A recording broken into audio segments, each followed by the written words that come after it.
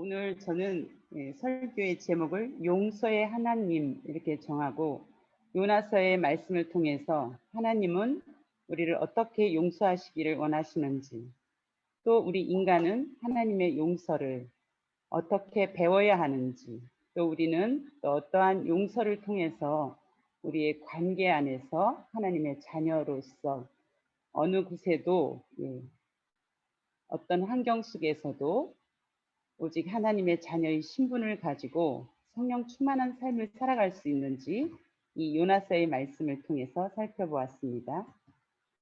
그래서 이 그림을 제가 화면으로 보는 게 좀 어려운 것 같아서 쉽게 설명하기 위해서 그림을 또 준비했습니다. 자, 이 그림을 보면 우리가 너무나 잘 알고 있는 소설이 생각나죠?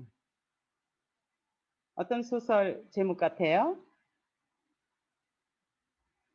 빅토르 위고가 지은 장발장이라는 소설의 그림입니다. 이 장발장은 날품팔이 가난한 사람으로서 누나의 그 조카 7명을 먹이기 위해서 일을 하다가 겨울철이 되어서 그들을 먹일 수 없어서 빵 한 조각을 훔치다가 그는 5년의 형을 선고를 받았죠. 그랬는데 그 5년 선고를 받은 동안 그 조카들을 먹여 살려야 된다는 그러한 신념 때문에 계속 탈옥을 시도하다가 19년이라는 형을 받게 됩니다.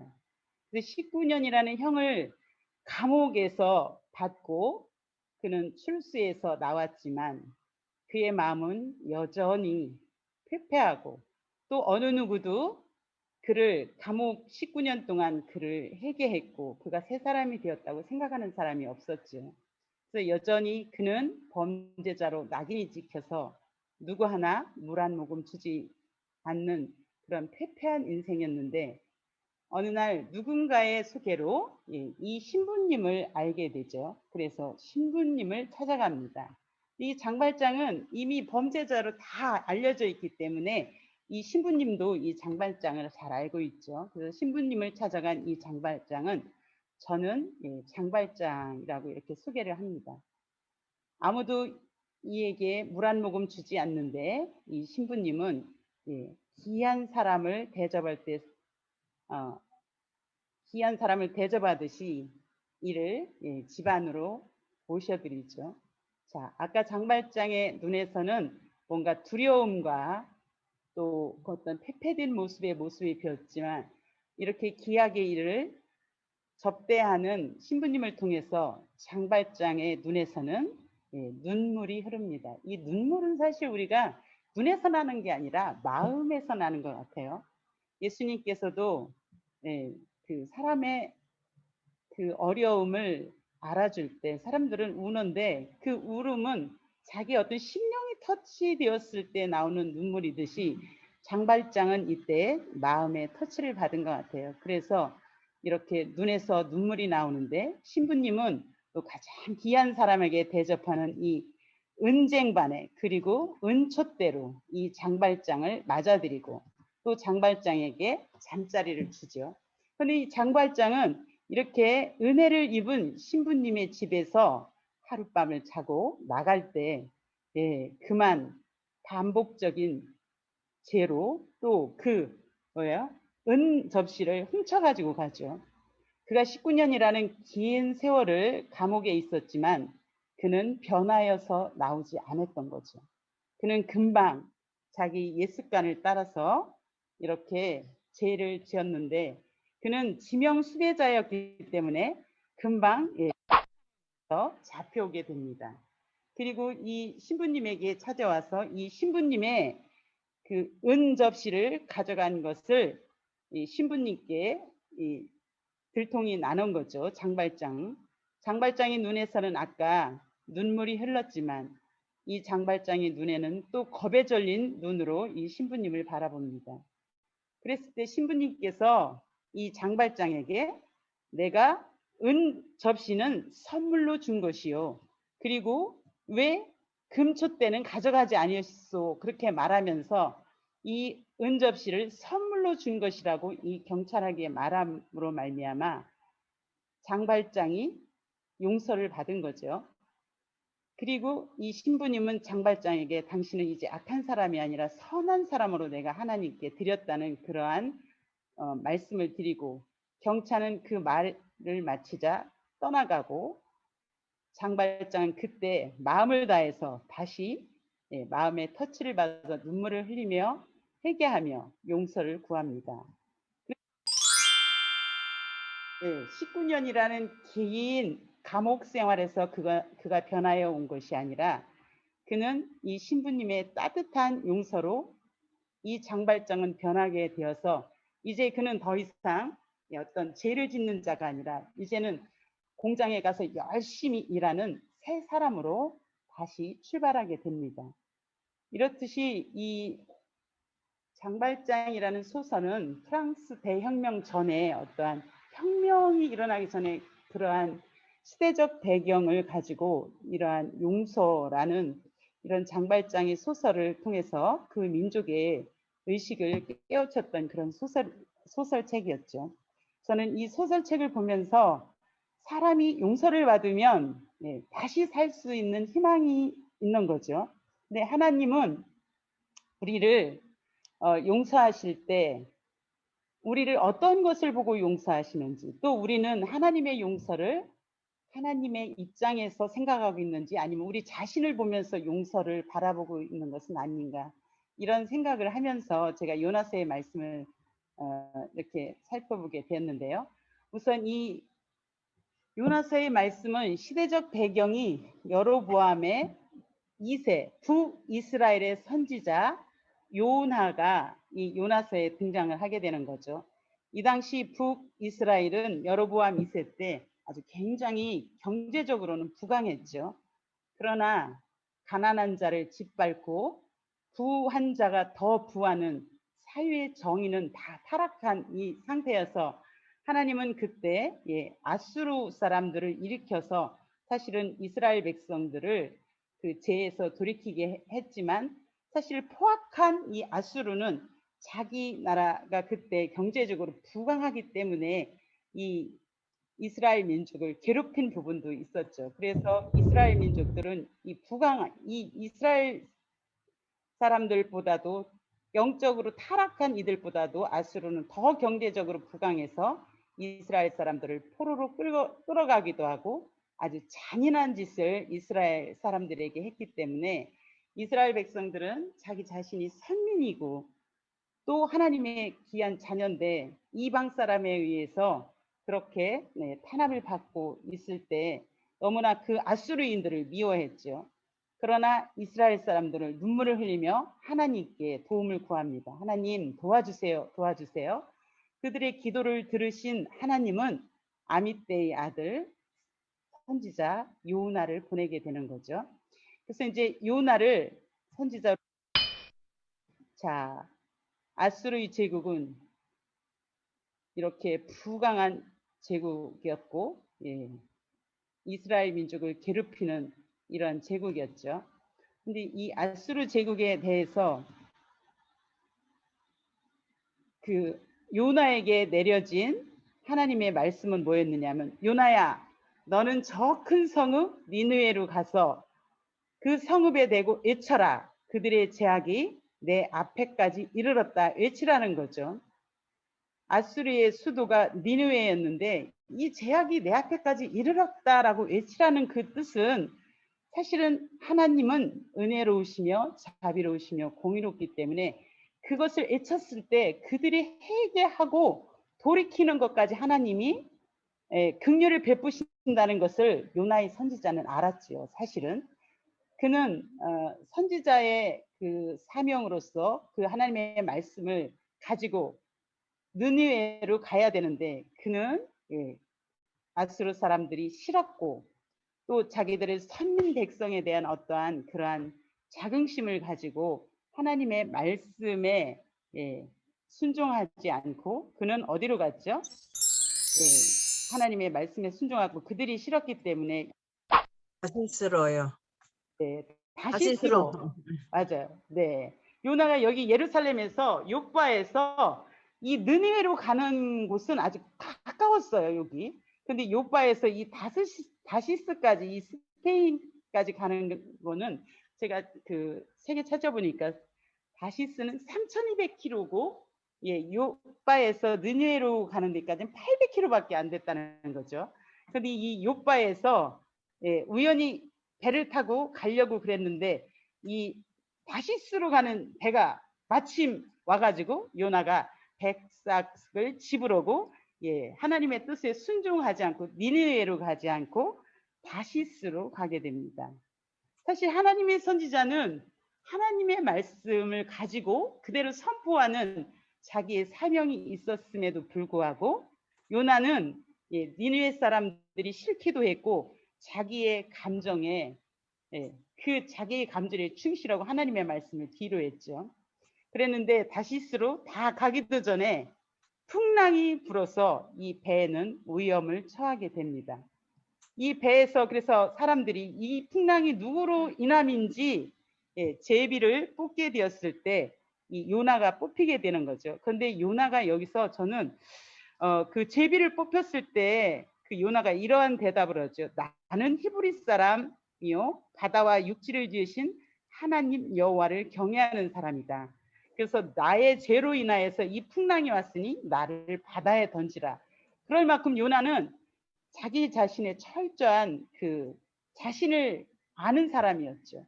그리고 자기가 하나님의 뜻을 저버렸기 때문에 이 풍랑이 왔다는 것도 바로 인식할 수 있었죠. 이러한 고백이 있고 사람들은 그래도 다시스로 갈라겠지만 풍랑이 더 심하게 와서 결국은 요나를 바다에 던지는데 하나님께서는 이 요나의 사명이 있었기에 니느웨로 보내야 된 요나의 사명이 있었기에 큰 물고기를 준비하고 풍랑 속에서도 요나를 예, 지키시고 이 물고기 뱃속에 3일간 들어가게 합니다.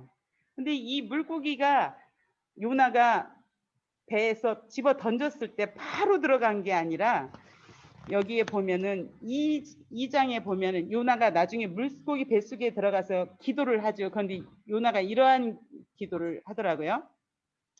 내가 산의 뿌리까지 내려갔으며 땅이 그 빗장으로 나를 오래도록 막았사오나 나의 하나님 여호와여 주께서 내 생명의 구덩이에서 건지셨습니다. 그래서 요나는 바로 들어간 게 아니라 이 땅 바다에 던져졌을 때 심한 고통을 당했는데 하나님께서 이 물고기 뱃속으로 들어가게 했다는 거죠.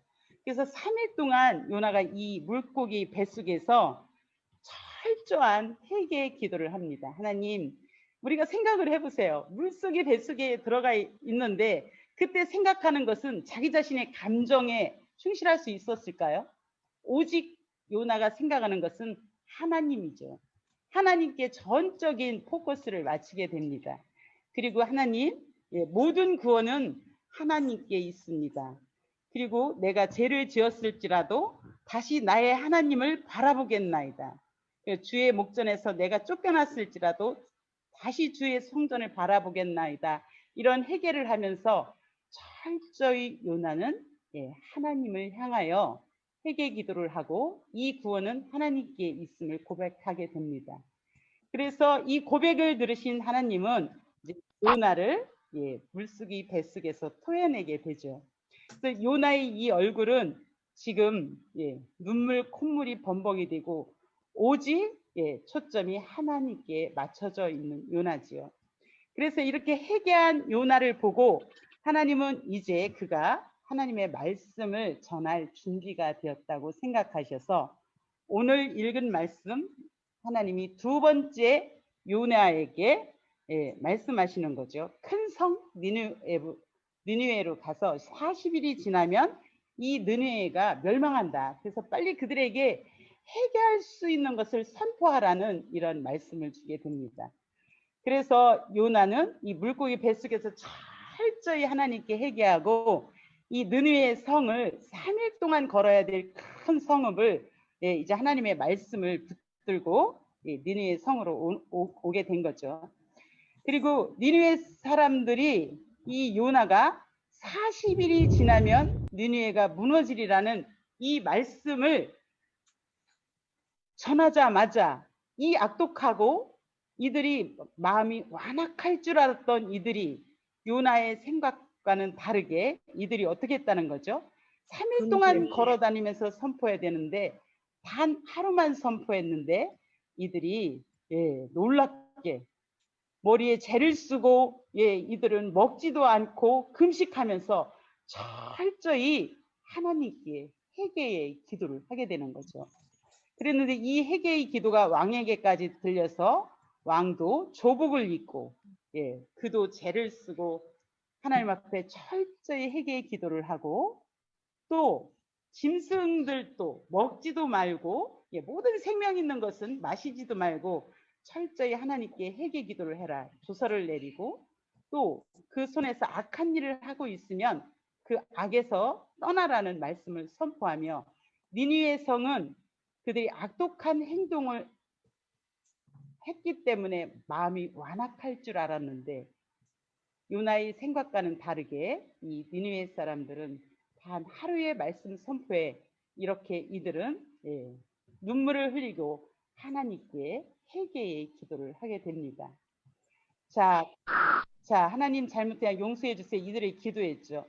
그렇다면 이 요나는 이것을 보고 철저히 그가 자기도 죄를 지어서 바다에 빠졌고 철저히 하나님께 기도해서 구원받은 그러한 자로서 이들이 회개의 기도를 하면 이들 또한 살 길이 열렸구나 하고 사실 요나도 좋아해 줘야 되는 거죠. 그런데 요나의 표정은 왠지 다른 모습을 하고 있는 것 같죠. 사실 요나는 이들이 살아나는 것을 보고 요나는 하나님께 성을 내면서 분노하죠. 하나님 그러실 줄 알았다고. 하나님은 은혜롭고 자비롭고 인애가 많으셔서 그들을 사지 않을 것을 알았다고. 이 뜻은 그들의 용서받은 것을 좋아하는 것이 아니죠. 내심 여전히 그의 감정 속에는 그 니느웨 사람들이 회개를 해서 용서받은 것에 대해 불만을 가지고 있습니다. 심지어는 성까지 내면서 나를 차라리 내가 사는 것보다 죽는 것이 낫다. 내 생명을 거두어 가십시오. 이렇게 하면서 분노까지 하고 있죠. 그렇다면 우리들은 이 요나의 모습이 과연 하나님 앞에 선지자의 모습인가 돌아봐야 되는 거죠. 자기도 금방 물고기 뱃속에서 3일 동안 그렇게 죄를 회개하고 잘못한 거에서 물고기 뱃속에서 토해냈을 때 그 구원받은 기쁨이 엄청나게 컸을 때도 불구하고 이 백성들이 죽지 않고 살아난 거에 대해서 이러한 태도를 보인다는 것은 우리의 상식적으로는 잘 이해가 가지 않죠. 그런데 하나님께서는 이 요나에게 또 하나님의 말씀이 그 요나를 소망을 짓는지 박넝쿨을 뜨거운 뱃에서 화를 내고 있는 요나에게 박넝쿨을 나게 해서 그를 그늘을 만들어 주면서 여전히 하나님이 이 요나를 사랑하시면서 또 이 니느웨 성을 향한 하나님의 뜻을 선포하죠. 그래가면서 네가 이 하룻밤에 났다가 하룻밤에 난 박넝쿨 이 그늘이 있는 것을 아끼는데 하물며 내가 그 니느웨에 가을을 가릴 줄 모르는 사람들이 12만 명도 더 되고 짐승도 수없이 많은 이 큰 니느웨를 내가 아끼지 않겠느냐 하면서 하나님이 세 번째 요나에게 말씀을 주시는 말씀, 그들을 회개하고 그들을 용서하신 그 말씀을 요나에게 들려주게 되는 거죠. 그러면 이 요나서의 이 말씀을 그냥 우리가 이야기식으로 들었지만 사실 우리 자신을 투영해 가면서 보면서 요나의 모습이 나의 모습은 아닌지, 그리고 진정한 하나님은 회개를 그리고 용서를 하나님의 그 관점에서는 어떻게 하고 있는지 우리가 이 이야기를 통해서 우리가 살펴볼 수 있을 것 같아요. 그래서 이 느니의 성은 망하지 않는데 제가 생각해 보아요. 이거를 저는 말씀을 계속 생각해 보면서 이 말씀이 그냥 이야기 줄거리였지만 이 말씀이 요나의 모습이 사실 저의 모습과 이렇게 투영이 되면서 많은 생각을 했죠. 사실 이 요나서의 기록 목적은 이스라엘 민족들이 선민 사상에 치우쳐 있는 것이 아니라 그들이 더 나아가서 모든 하나님은 구원받는 자를 부르시는 그 이스라엘의 그 사명을 다 감당하기 위해서 이 요나서를 쓴 거죠. 그렇지만 이 용서라는 한 단어를 생각해 볼 때 용서는 과연 무엇일까? 용서. 근데 이 요나는 자기의 감정에 치우쳐서 그 해결을 선포하라는 그 말씀도 자기 감정에 치우쳐 딴 길로 가고 또 그들을 용서해 주시고 그 은혜를 베푸는 하나님에 대해서도 자기의 감정에 치우쳐서 하나님께 나중에 성 내면서까지 오잖아요. 그런데 이게 사실 우리의 모습인데 우리가 이 회개와 용서라는 부분이 하나님의 어떠한 관점에서 생각을 하지 않고 나의 관점에서 생각하면 여전히 우리는 용서라는 이 부분에서 자유함을 얻지 못하는 것 같아요.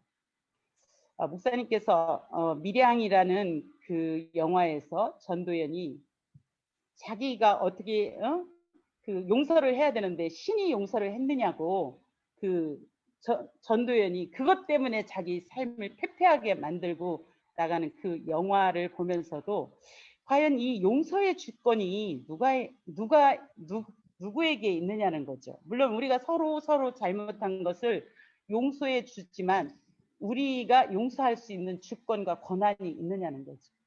사실 용서는 우리는 서로 고백할 뿐이지 우리가 누구를 용서해 준다고 해서 그 죄가 없어지는 권세는 우리에게는 사실은 없는 것이구나. 결국 그 권세는 예수 그리스도를 우리에게 보내주셔서 그 이름을 믿고 그 피로 하나님이 주신 주권의 권세인데 우리는 이 용서를 우리가 용서할 수 있는 권리가 있다고 생각을 하는 것 같아요. 물론 너희가 서로 용서하는 것처럼 서로 용서하라 이 부분은 어떤 그 서로의 고백이고 어떤 서로의 인격이 드러나는 부분이지 그 주권은 사실 하나님께 있다는 거죠. 그리고 우리의 감정에는 상관없이 하나님이 사랑하는 자녀를 향해 하나님이 베푸시는 하나님의 그 주권 안에 있는 그 용서를 나의 관점에서 계속해서 해석하면 우리는 사실 용서를 할 수 없는 사람이 된다는 그런 생각을 하면서 우리는 수많은 관계에 힘들어지고 있죠. 우리 가정도, 우리 직장도. 근데 이 용서라는 그 개념이 이것이 그 나의 관점에서 이 용서를 해석하고 나의 감정에 계속 휘둘림을 당한다면 사실 우리도 요나와 같은 그러한 관점으로 하나님의 용서를 해석한다면 우리는 하나님의 자녀로서 여전히 반복적인 죄와 또 환경에 휘둘릴 수밖에 없다는 생각을 하면서 우리 그리스도인에게 있어서 이 용서 또 용서에 대한 바른 이해는 예수님께서 산상수훈에서 말씀하셨죠. 너희를 저주하는 자를 위하여 축복하며 너희를 모욕하는 자를 위하여 기도하라. 이 뜻은 저는 이 모든 용서의 주권은 너희의 관점에서 생각하는 것이 아니라 하나님의 절대 주권에 맡겨라. 그리고 너희는 기도함으로 회개하는 자에게 용서하는 것은 하나님의 주권인 것은 이것은 하나님의 주권이고 나는 그를 위해 기도할 때 진정한 내 안의 용서와 또 어떤 환경 속에도 휘둘리지 않는 그러한 용서를 가지고 하나님의 자녀로서의 특권을 갖는다면 사실은 원수까지도 사랑할 수 있는 것이 우리가 바른 용서에 대한 이해를 한다면 원수까지도 사랑할 수 있기에 예수님께서 산상수훈에서 이러한 말씀을 하시지 않았나. 저도 요즘 이러한 말씀을 이렇게 돌아보면서 용서 그것이 사실 우리의 어떤 권세에 있는 건 아니죠. 이것은 하나님의 주권이고 우리는 서로 용서하고 서로 고백하는 것은 서로의 고백이고 서로의 인격이고 서로를 그 감정을 만져주는 거지 그 주권은 하나님께 있고 하나님은 여전히 우리를 용서하시길 원하시고 용서해서 사람을 살리시고 더 나아가서 하나님의 자녀의 나라를 확장하는 것 그것이 하나님의 관점에서의 용서이구나. 그런 생각을 하면서 제가 이 요나서를 살펴봤거든요.